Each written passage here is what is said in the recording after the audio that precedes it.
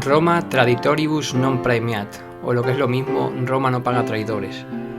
Solo escuchando esta frase ya se nos va la cabeza a la trágica muerte de Viriato que todos conocemos. Os voy a contar la historia de este vídeo, no creo que sea muy largo esta vez, así que si queréis escucharlo, atentos porque esto empieza ya. Vamos allá, paisano, a los buenos días. Mi nombre es José y por redes sociales y YouTube me podéis encontrar como Castú. Había vídeos y retrataduras atentos de juegos y todo lo que hemos en pareja y de Extremadura. Si vos pillan los juegos, el extremeño y posiblemente Extremadura, me podéis seguir y así enteraros de las mis alicantinas. Todos los sábados a las 12 de la mañana tendremos un vídeo nuevo. ¿Podías hacer más? Podía. ¿Que va bueno? Quizás que no. Como decía el emperador Augusto, s'acceleriter fieri quid fiat setis bene, o lo que es lo mismo, bastante ligero se hace a cuenti se hace bien. Vos voy a quedar con el vídeo y vamos a esperar que vos guste. Con Dios, Coyacus.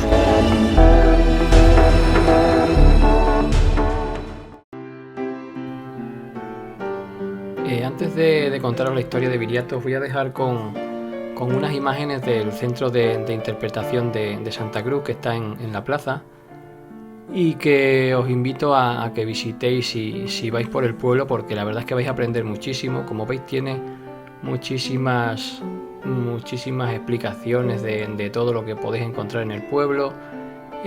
Todo lo que tiene expuesto lo tiene muy bien detallado, o sea que vais a aprender muchísimo. Tiene un montón de fotos y la verdad es que yo creo que es paso obligado antes de visitar el pueblo, porque de ahí vais a sacar muchísima información que luego os va a aclarar todo lo que vais a ir viendo.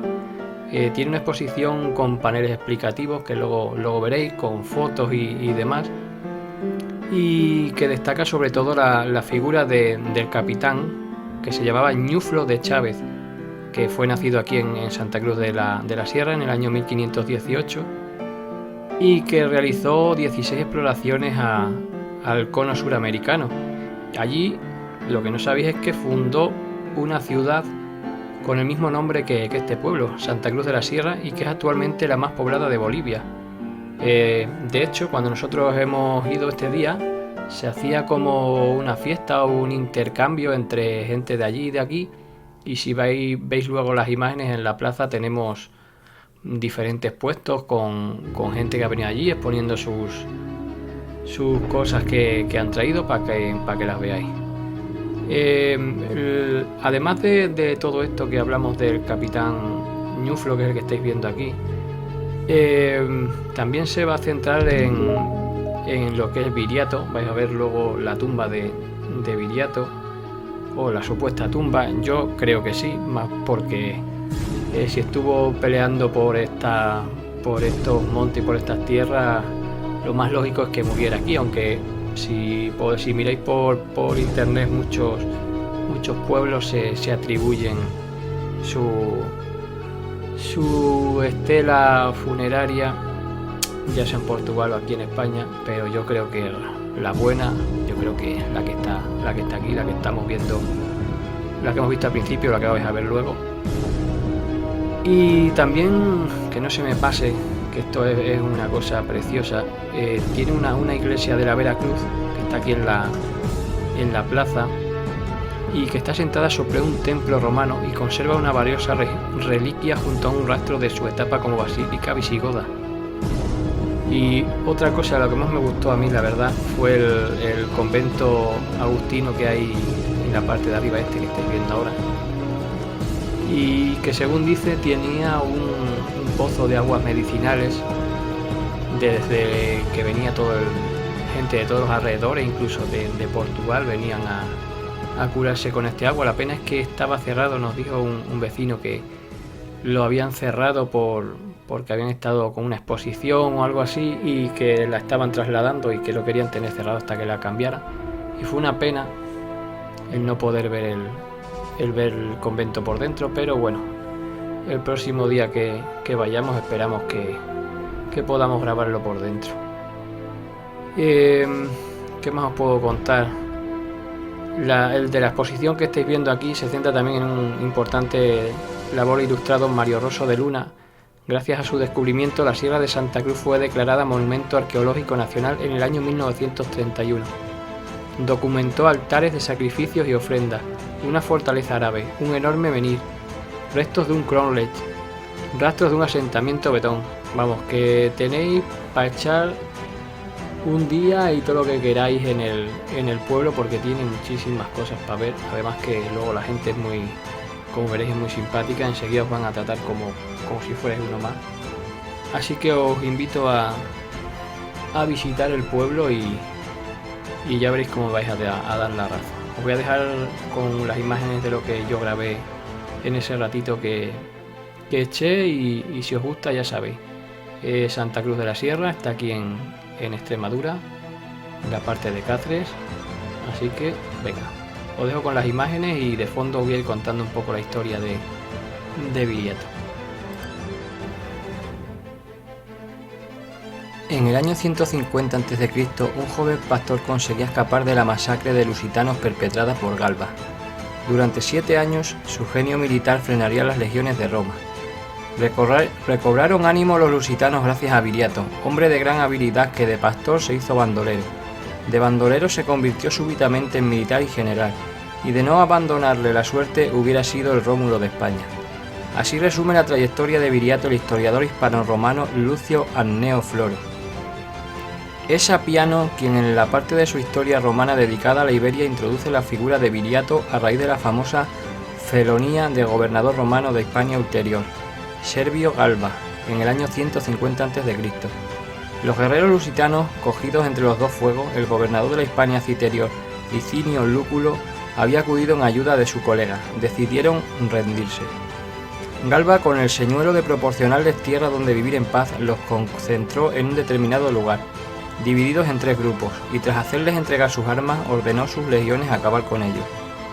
Según el detallado relato de Apiano, pocos de ellos consiguieron escapar, entre los que se encontraba Viriato, que no mucho después fue el caudillo de los lusitanos y aniquiló a muchos romanos y dio muestras de grandes hazañas.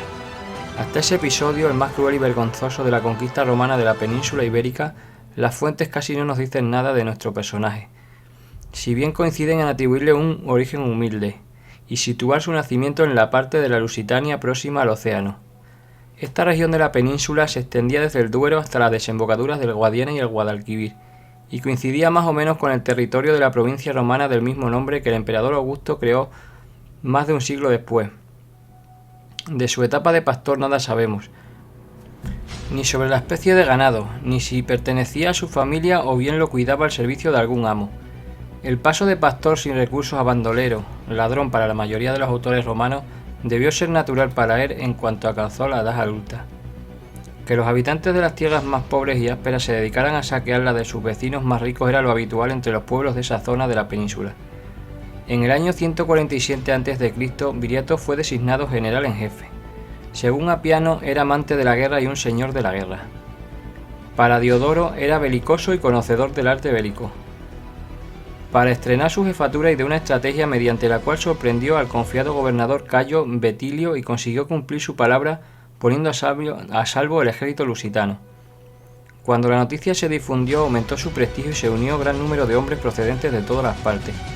Así se reunió alrededor de Viriato un ejército heterogéneo de varios miles de hombres, lusitanos y célticos, pero también betones, baceos, bastetanos, que le seguían ciegamente. A esta fidelidad hacia su persona contribuían, aparte de su prestigio como estratega, su conducta con los hombres. Era el primero en la batalla y también el primero en soportar la extrema dureza de la vida en el monte. Asimismo, era justo en el reparto de los premios y castigos y totalmente desprendido a la hora del reparto del botín. Al frente del ejército, Viriato libró una guerra que duró 8 años. En los 3 primeros, el éxito estuvo de su parte. Primero derrotó a Vestilio, que había conseguido acosarle tras la escaramuza anterior.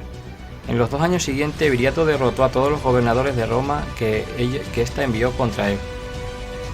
El Senado romano, alarmado por las noticias que llegaban de Lusitania, decidió enviar allá al cónsul Fabio Máximo, y esta vez la victoria se decantó hacia el lado romano. Tras el fracaso ante Máximo, el ejército lusitano se rehizo y siguió humillando a los sucesivos generales romanos hasta que Roma echó mano de otro general prestigioso, Serviliano, hermano de Máximo, que llegó a Lusitania con 20.000 hombres, más de 10 elefantes y 300 jinetes provenientes de Libia. Serviliano fue tras él, pero el nuevo, la astucia de Viriato le ganó de la mano. Viriato decidió aprovechar este momento para forzar un tratado de paz, no ya con Serviliano sino con el mismo pueblo romano. El Senado lo ratificó y declaró a Viriato amigo de los romanos. Tan lejos había llegado el antiguo pastor lusitano. Sin embargo, en el año 139 a.C., Viriato falleció víctima de una traición, al ser asesinado por sus tres lugartenientes comprados por el gobernador romano Servilio Cipión.